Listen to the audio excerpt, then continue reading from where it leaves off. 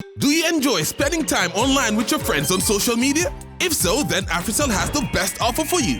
Activate the social media bundle for $10 is only and enjoy 40 megabytes valid for 24 hours. WhatsApp, Instagram, Snapchat, Facebook, Twitter, and Viber all for $10 is only. Dial 120# and press 3 to activate the social media bundle. No need to subscribe every day. It will automatically roll over for your enjoyment. Afel Social Media Bundle. Let us socialize. You can now receive money anytime and anywhere in Gambia through MoneyGram for free. Simply dial *777# to register and access your MoneyGram at any AfriMoney agent. Free cash outs. $100 is free for all MoneyGram transfers into AfriMoney. Cash out at any AfriMoney agent or AfriCell outlet.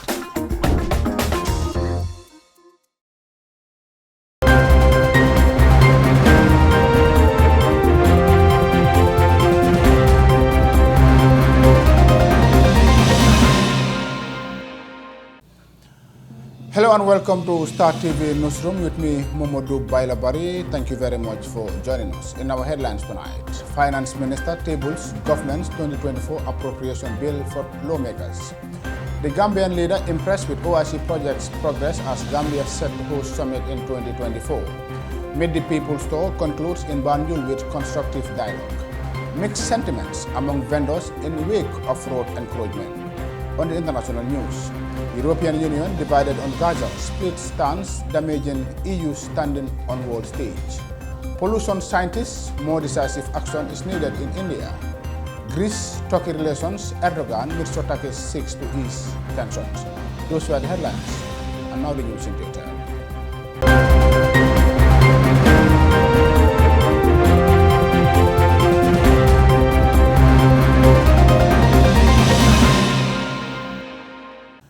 Many thanks for joining us. The Honorable Minister for Finance and Economic Affairs, C.D. Keita, on Friday tabled the government of the Gambia's 2024 Appropriation Bill known as Budget Speech before the National Assembly.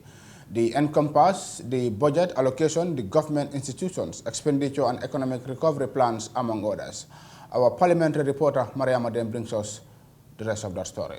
The tabling of the 2024 Appropriation Bill by Section 152 of the 1997 Constitution and Order 87 of the Standing Orders of the National Assembly signifies a crucial step in outlining the government's allocation of resources for the period between January 1st and December 31st, 2024. The bill encompasses various important aspects, including the allocation of funds to ministries, expenditures, projects, assessments of challenges faced in the previous year, and plans for economic recovery, among other essential areas.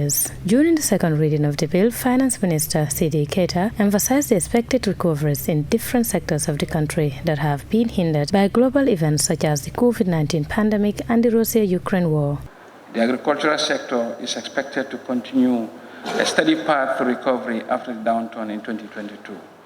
Its growth rate is projected to increase to 8.3% in 2023 compared to 3.6% growth rate in 2022.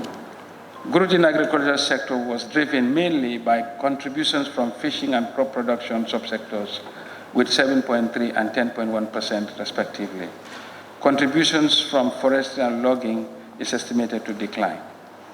Performance in industry is also expected to recover on the back of strong performance in the electricity and construction subsectors.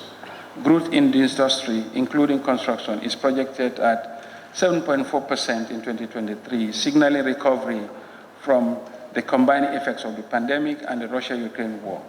The mining and quarry subsector is also expected to remain on a decent path, fueled by the improved supply chain conditions. In terms of fiscal projections, Minister Keita stated that domestic revenue collection is anticipated to increase from 16.9 billion in 2023 to 22.8 billion in 2024, reflecting a positive trend in revenue generation. This positive growth trend is expected to remain constant over the medium term at an average annual rate of 20% in nominal terms between 2023 and 2027. The improvement reflects robust revenue mobilization efforts and the implementation of the GRA reform agenda geared towards improving compliance and expanding the tax base.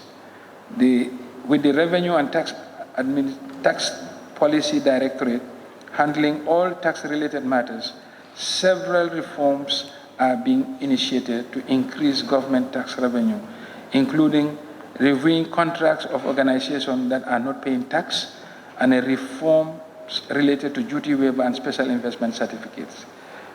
These, with other reforms, explain the increased revenue projections. On the other hand, total grants are expected to decrease from 16.3 billion in 2023 to 12.2 billion in the following year. However, the budget support grant is projected to rise to 3.2 billion in 2024 from 2.8 billion in 2023, while project grants are set to decrease from 13.6 billion in the previous year to 9 billion in 2024. Looking at the bigger picture, the government plans to reduce total expenditure in 2024.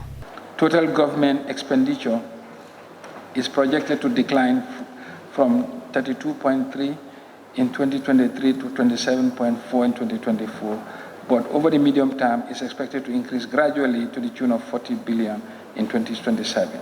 The projected decline in total expenditure in 2024 is largely attributable to the anticipated decline in project grants and reduction in capital expenditure due to expected completion of ongoing road projects, including urban roads such as the Kanifing Brufut and the rural roads such as the Nyomai, Hakalang, Sabasanjali, Batin Hadin Highway, and the practically completion of the Trans-Gambia Highway. Nevertheless, it is noteworthy that the National Debt Service payment is slated to increase significantly, reaching 7.5 billion in 2024 compared to 4.3 billion in 2023, representing a substantial increment of 74%. Meanwhile, the presentation of the Gambia's 2024 appropriation bill by the Finance Minister provides a detailed overview of the government's planned expenses, revenue projection, and strategies for economic recovery amidst ongoing global challenges. Maria Madam, reporting for Star TV News. As part of his Meet the People tour, the Gambian leader and his delegation recently inspected the ongoing OIC Road Projects, including the 22-kilometer Battle-Harden Highway and the 50-kilometer urban road projects. As Hadijajo reports, the Gambian leader expressed his satisfaction with the progress made registered so far.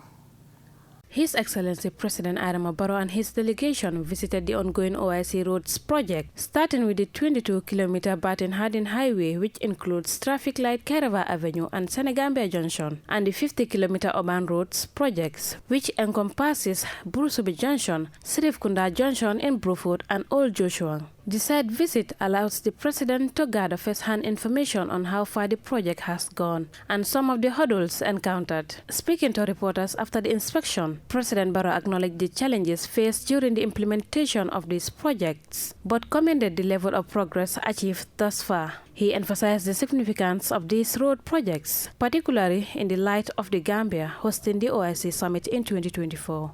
Part of the Meet the People tour is to inspect our project sites, and this 50-kilometer road and the Battle-Harden Highway, we are part of the roads that we are supposed to inspect. You know very well, it has been a very difficult, period for us as far as these projects are concerned. But for today, definitely, I think I'm impressed with the progress of work. And Barrow further stated that Lot 1 and 2 of the project are progressing and some of the roads are targeted to be completed by December 2023. Kilometer, that is Lot 1 and Lot 2, they are all progressing. Some of the roads, they target by end of December to finish some of the roads. And obviously, overall, we are targeting to finish by end of April. This is our wish. We're looking forward to that. And if you look at the highway, definitely they have progressed very well.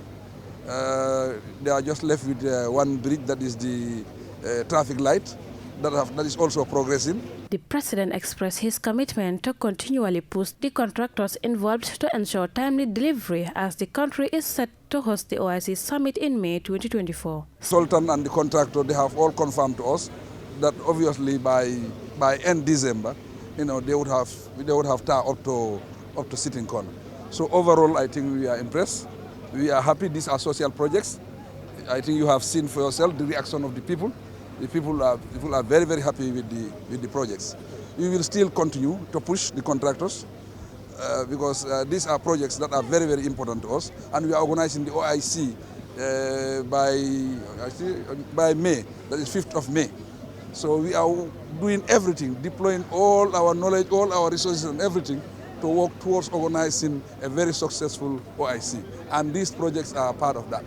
The OIC meeting is just like 1 day or 2 days, but these projects will remain here forever.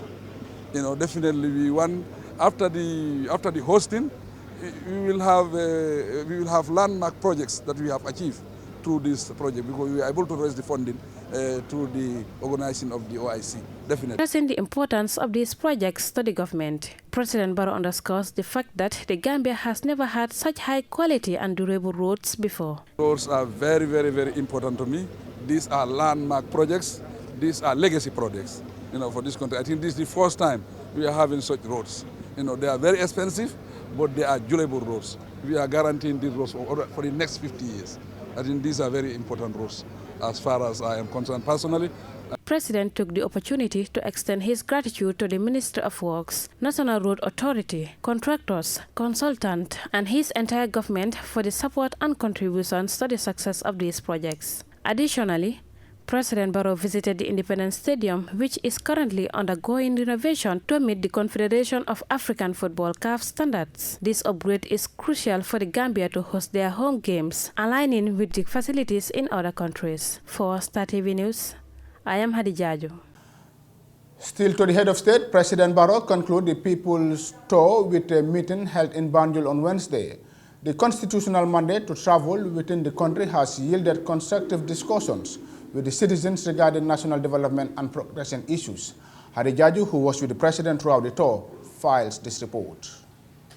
President Barrow's final leg of the tour took place at the Never Again Arch in Banjul, where he received an unprecedented welcome from members and supporters of the National People's Party, NPP. This joint meeting was organized by the constituencies of Banjul North, South and Banjul Central. Representing the mayor of Banjul, Rohi Malik Low, during the meeting, Afel, country coordinator to the Gambia, Aissatou Njie, conveyed her acknowledgement of President Barrow's national development plans, mentioning Rohi Malik Low's initiative in discussing with the councillors of BCC to working collaboratively with the president for the betterment of Banjul. She emphasized the importance of constructive dialogue in achieving the city's development goals.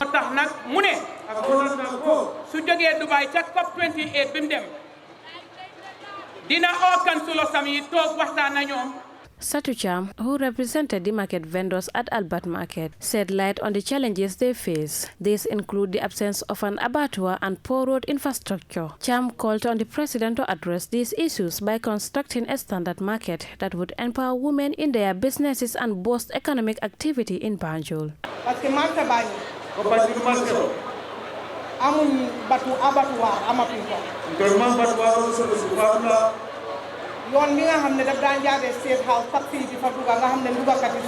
Addressing the government on behalf of the Banjul Craft Market, Dudu Bitey expressed concerns regarding its location, stating that it is difficult to find and not conducive to progressive business. Bitey urged the government to address this matter to enhance the craft market's potential and provide a more favorable environment for traders. Abdullah Sanyang, speaking on behalf of the Banjul sailors, appealed to the government for support in the form of fishing boats to bolster the fishing industry and provide sustainable opportunities for the youth, noting that the ocean is the primary source of livelihood of 95% of the youths in Banjul. Honorable Mamadou Ba, National Assembly member for Banjul North, commended President Barrow for his rehabilitation projects, which has a significant impact on the city. However, Ba pointed out that the work is yet to be completed and urged the president to consult with the Minister of Works to ensure the project's steadfast progress. The purpose is to first lift the city of Banjul.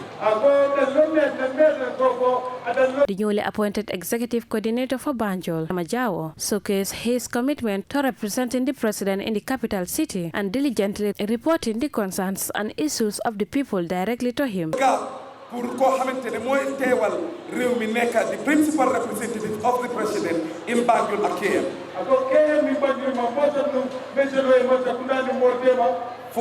The Minister of Tourism and Culture, Hamad Nkeba, gives assurance that a new tourist market will be constructed in Banjul if his ministry can secure a suitable space for the project. Minister Ba also underlined the collaborative partnership between his ministry and UNESCO to restore and preserve the heritage sites in Banjul. Specifically, Adama Barrow, President dañ approach on UNESCO pour ñu def inventory of all the heritage sites In addressing the gathering, His Excellency President Adama Barrow praised his government's unprecedented investment in the capital city. He asserted that no prior regime had accomplished what his administration had achieved, particularly in the initiatives to transform the entire capital.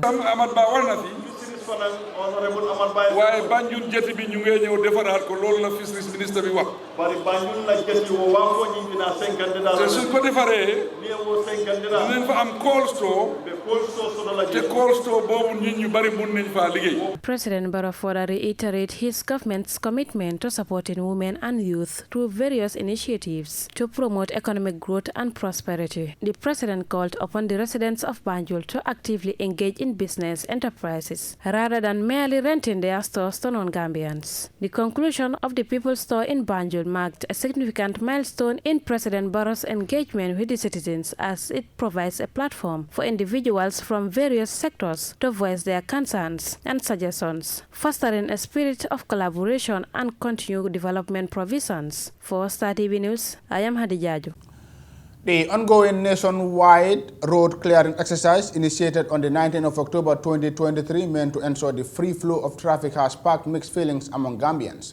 Awasane was at the Serekunda market to gauge the impact of the exercise on vendors.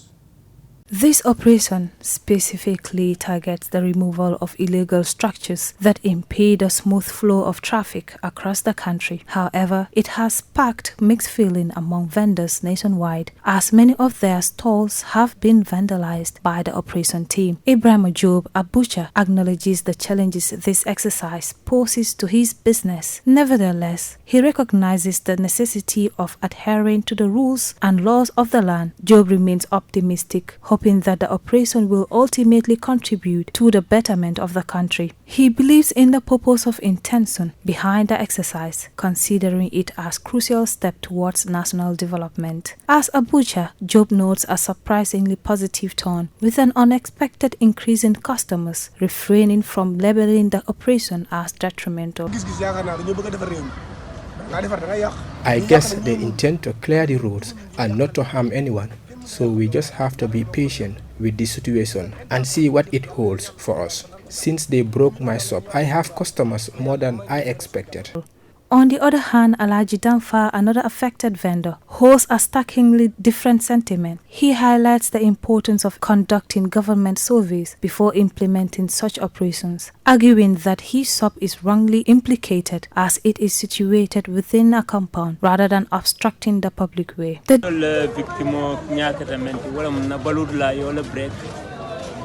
My opinion about this demolition is that it breaks our earning because this market is where we earn to feed our families. So it affects us a lot. Differing perspectives of Job and Damfa serve to highlight the multifaceted impact of such interventions of individuals within the community. This contrast underscores the delicate balance between law enforcement objectives and the concerns of those directly affected by the roadside. For Star TV News, I am Awasane. And that story by Awasane will take us to the break. When we come back, we'll look at news outside the Gambia. Stay with us. Send money to Gambia for free! You can now send money via MoneyGram to AfriMoney in Gambia anytime, anywhere. Simply go on to MoneyGram.com or the app and select Pay through AfriMoney to send. Make sure the receiver is registered on AfriMoney in Gambia or get them to dial *777# to register. Instantly, the money comes into their AfriMoney wallet. No hassle, no wait times, complete ease. Cash out at any AfriMoney agent or AfriCell outlets. Free cash out, no sending fees. Do you enjoy spending time online with your friends on social media? If so, then AfriCell has the best offer for you. Activate the social media bundle for $10 is only and enjoy 40 megabytes valid for 24 hours. WhatsApp, Instagram, Snapchat, Facebook, Twitter, and Viber all for $10 is only. Dial 120# and press 3 to activate the social media bundle. No need to subscribe every day. It will automatically roll over for your enjoyment. AfriCell Social Media Bundle. Let us socialize.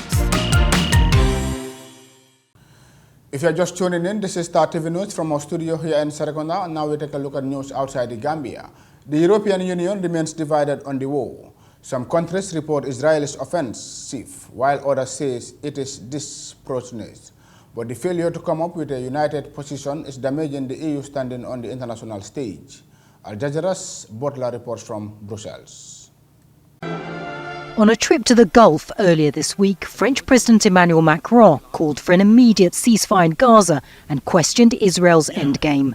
A change of tone from the start of the war when Paris unequivocally backed Israel. I think we're at a point where the Israeli authorities are going to have to define their objective and desired goal more precisely. What is the total destruction of Hamas? And does anyone think it's possible? While France's position has shifted in recent weeks, that of some other EU member states has not. The Israel-Gaza war has divided the bloc and its top institutions. Although the EU has agreed on condemning Hamas's October 7th attack, it has failed to find a collective response to subsequent Israeli attacks that have killed thousands of Palestinians, including children. Countries including Austria, the Czech Republic and Germany staunchly defend Israel.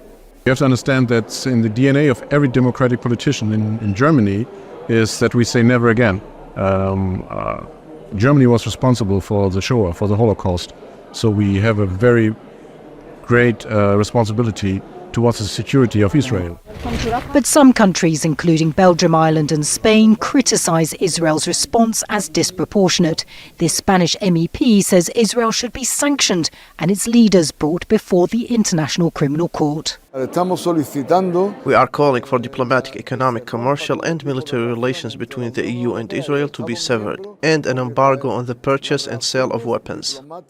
For nearly 2 years, the EU has been united on Ukraine, but its inability to speak with one voice when it comes to the war on Gaza is damaging its reputation as a foreign policy player.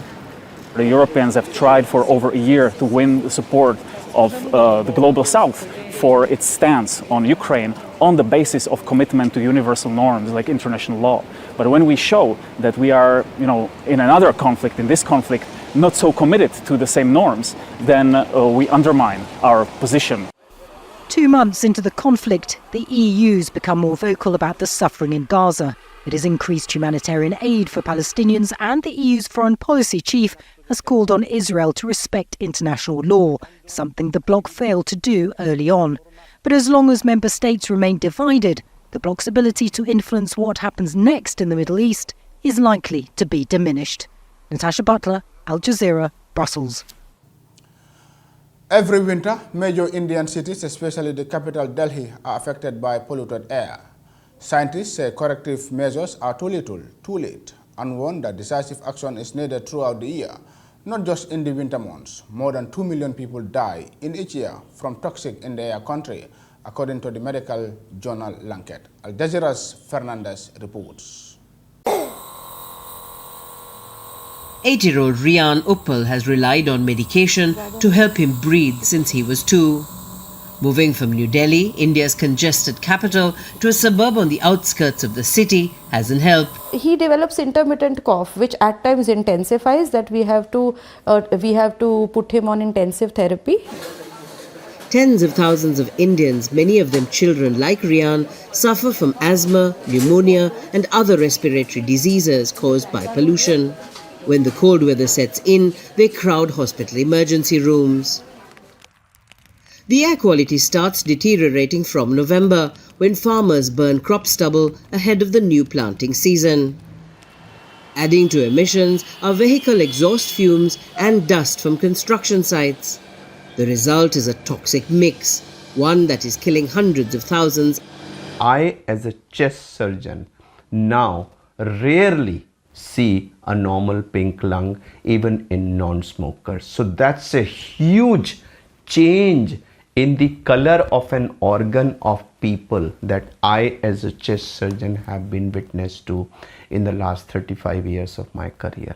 And this is primarily due to pollution, because if a non-smoker develops black deposits in the lungs, it can only be because of the air. The very poor reading of the air quality means pollution levels are more than 25 times the World Health Organization's recommended limit. Environmental activists say the government needs to address all contributing factors. Action needs to be year-round, action especially on sources that are present within the city, whether it be construction dust, whether it be biomass burning, whether it be transport emissions and industrial emissions. All of these require sustained year-round action. Recent studies have shown that exposure to pollution over a long period can cause high blood pressure and significantly increase the risk of diabetes. Authorities have tried to regulate crop burning and have imposed restrictions to control vehicle emissions. But scientists say more decisive action is needed to protect the health of millions of people in one of the most polluted cities in the world. Mina Fernandez, Al Jazeera. Finally, Greece and Turkey inaugurated a new era of trade on Thursday, an effort to overcome years of hostile rhetoric and near military confrontation. Turkish President Recep Tayyip Erdogan visited Athens to meet the Greek President and Prime Minister Mitsotakis.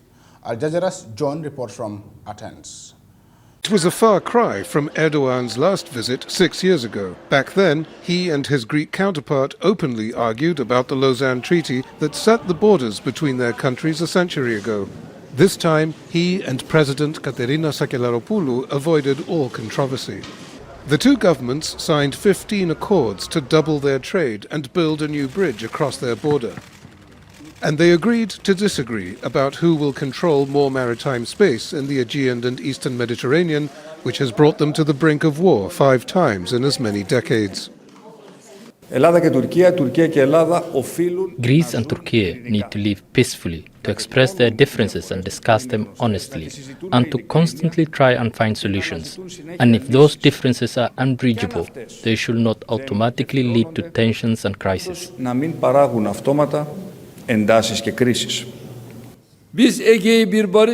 We wish to turn the Aegean into a sea of peace and cooperation.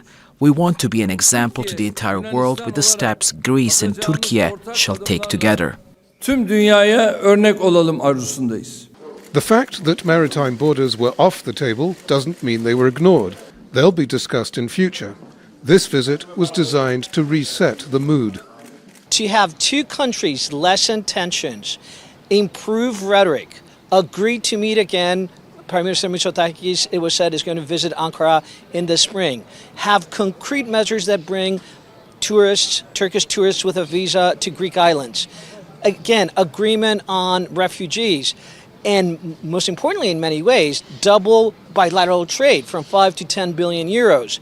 These are concrete, positive measures. But why now? Erdogan spent much of last year threatening to invade Greek islands. Mitsotakis asked the US Congress not to sell Turkey F-16s that might be used against Greece. When a Turkish frigate attempted to ram a Greek one in 2020, there was a real fear of armed conflict. For years now, Turkey has put pressure on Greece to come to terms on maritime borders. But 2 earthquakes early this year flattened Turkish cities and created a need for Western investment in reconstruction. And ongoing wars in Ukraine and Gaza have already created great risk for both the Greek and the Turkish economies. So the appetite for gunboat diplomacy and high seas confrontation seems to be falling away. There seems to be more appetite for stability. The real test, of course, is yet to come.